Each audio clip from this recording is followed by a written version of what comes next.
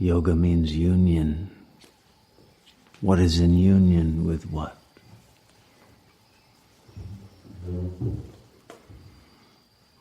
Is the ego in union with sleep? Is sleep yoga happening? Or is sat yoga happening?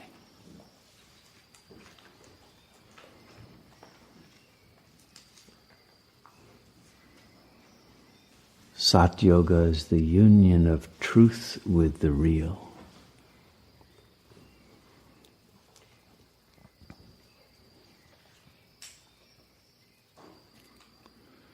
The first thing that motivates the ego to want to achieve union with the Supreme Being, the Supreme Principle of consciousness, is usually the hatred of the ego and the desire to be free of it,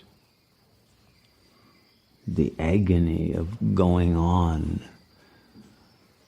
in one's endless, boring, repetitive, egoic melodrama and never being able to stop the mind's spewing out of negative, banal, meaningless thoughts.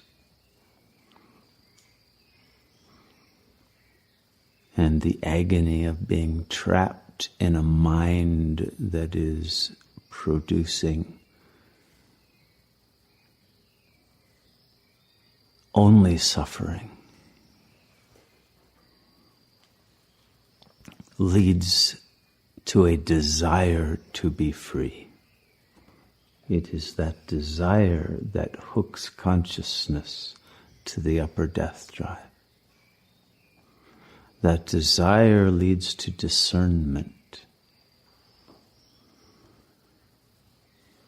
And once there is discernment, once consciousness is established in the viveka point and can discern the difference between Maya and the real that appears as the silent presence of empty, egoless space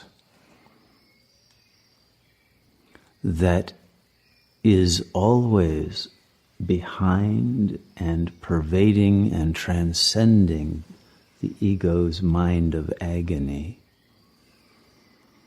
That discernment then replaces the need for desire and becomes the agency of transformation. And it is discernment then that becomes aware that within that space that is empty of ego, there is love. Not a love based upon desire for an object, but the love in its pure form, divine love, that manifests from that emptiness itself and fills it with luminous, joyous energy. And it is that love that attracts wisdom. And it is the wisdom that brings one to the power of the Supreme Real.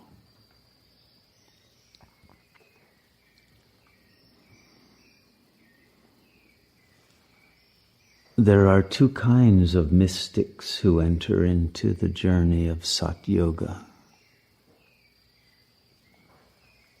Those who feel a deep love for God and who rise up the Kundalini ladder out of that love that is so strong that the being is willing to sacrifice everything lower in order to consummate that love, that union with the beloved,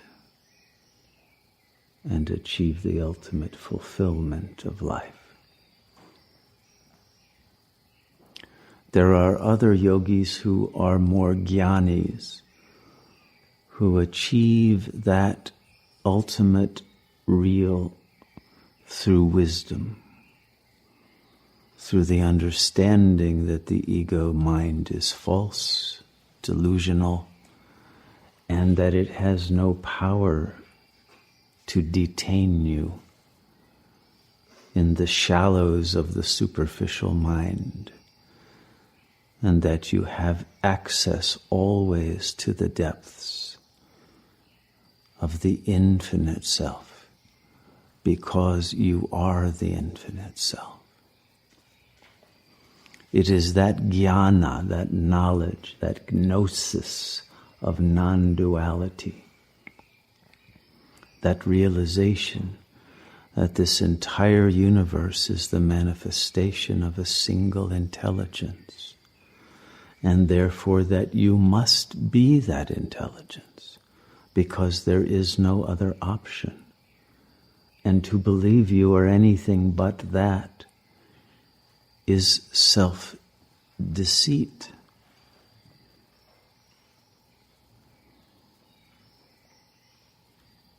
And it is the urge to realize the significance, the innermost subjective feeling of being that supreme intelligence that is also supreme love and light and purity and goodness and beauty and joy.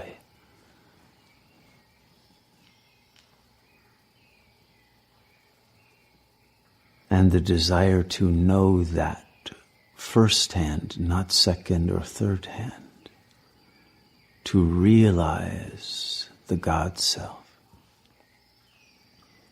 becomes the highest priority of life, from which one will not be detained even for a moment.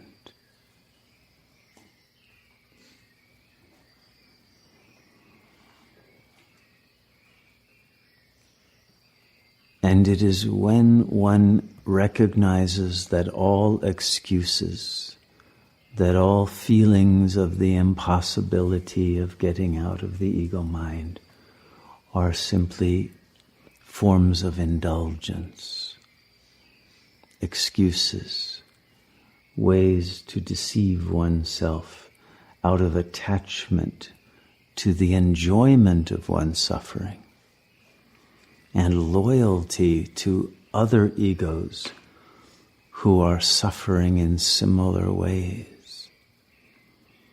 And that it is only that misplaced loyalty,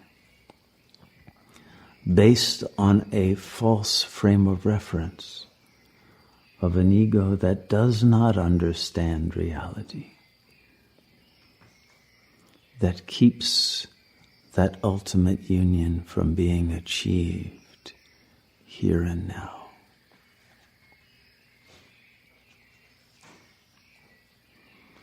Because there are no obstacles except those which one's own mind creates to put off the moment of blissful consummation.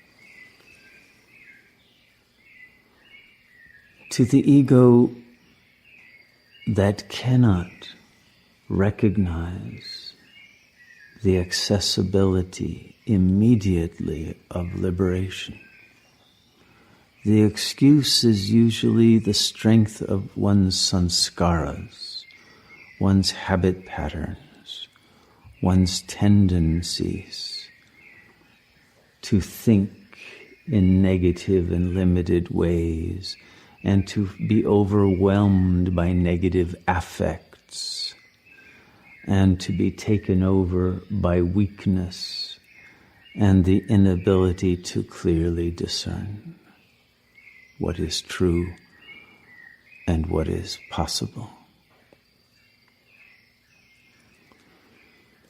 But this excuse also is simply a matter of a failure to explore in meditation that silence that is always there beyond the ego, and from which the ego is observed and then projected into and identified with, that has the power to make the choice not to identify with the ego. It is true that once identification takes place, the habit patterns will rule you.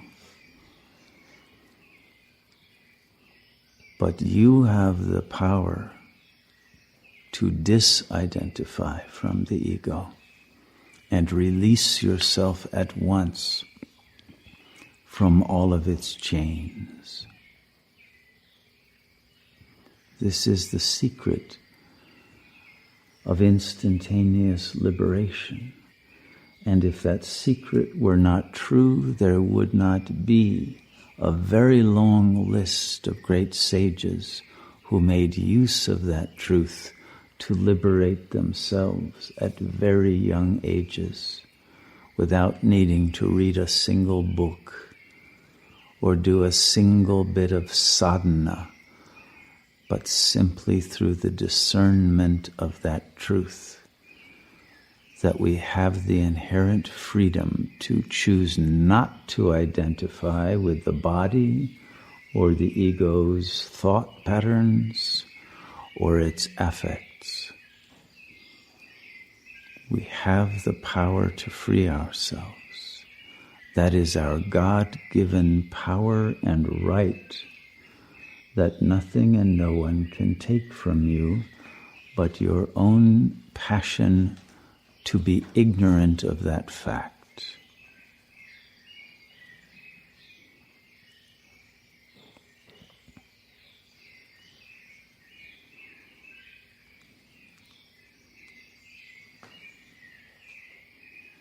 Once the self-deception of the ego has been transcended and the discernment of this truth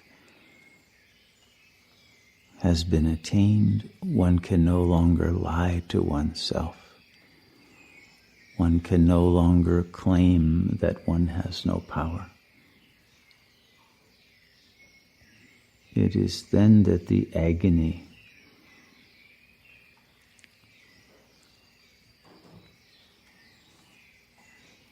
of the real issue behind the failure to make the choice to transcend reveals itself.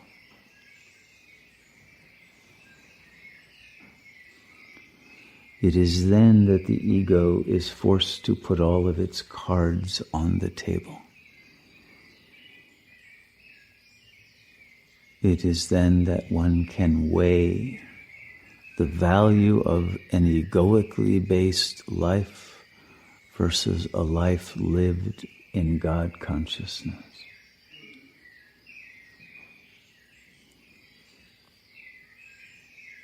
Everyone here recognizes the different destiny that will be gained from taking one path or the other.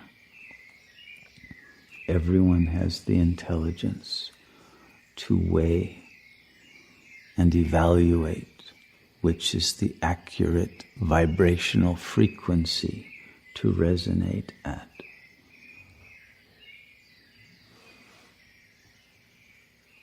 Everyone has the power of that naked awareness that is inherently awakened and illumined, and always already in a state of liberation. But one must make one's recognition of that truth real. It is that is accomplished in yoga, and the reason for hesitation is that once truth has been plugged into the real and the circuit complete, there is no going back, and the ego is annihilated.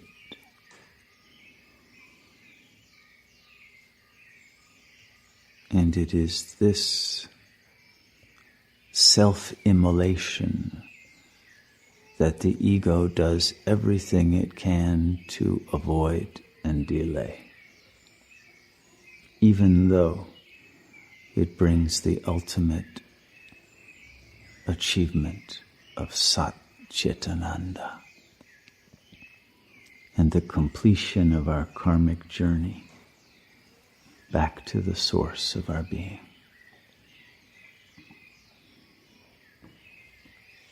But it is this one dread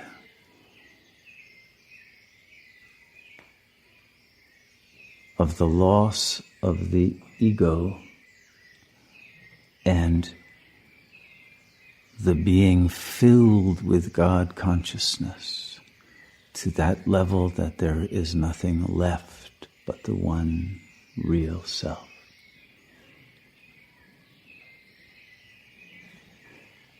Leaves the ego before that happens in dread of its own absence. And so the practice of yoga must be the practice of the absence of ego. Until that practice leads to the consistent abidance as the emptiness that will be filled by the eternal presence of the real self. May you have the courage, the clarity,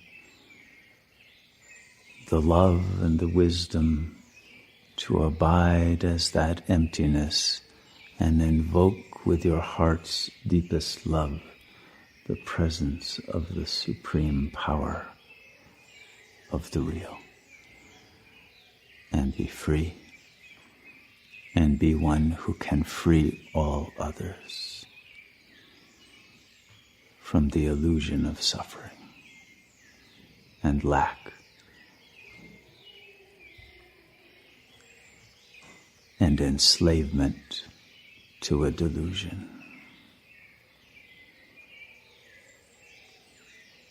May your liberation day be today.